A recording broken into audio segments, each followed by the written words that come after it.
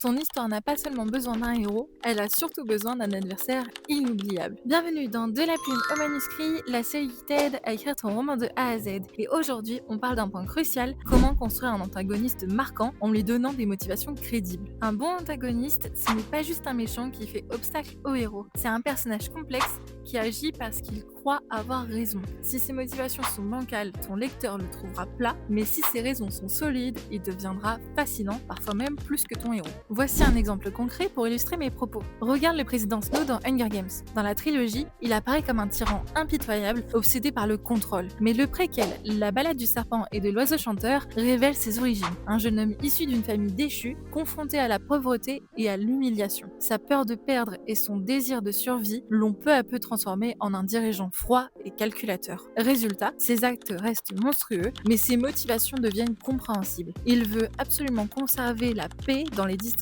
et cela passe par la force et la violence. Conclusion, un antagoniste marquant n'est pas méchant par nature, c'est quelqu'un qui poursuit ses objectifs avec une logique interne, en opposition à celle de ton héros. Et toi, c'est qui ton antagoniste préféré en littérature ou au cinéma? Dis-le-moi en commentaire, je suis vraiment curieuse. N'oublie pas de t'abonner pour ne pas louper l'épisode 19, on parlera des personnages secondaires et de la manière dont ils peuvent soutenir ou challenger ton héros. À la semaine prochaine!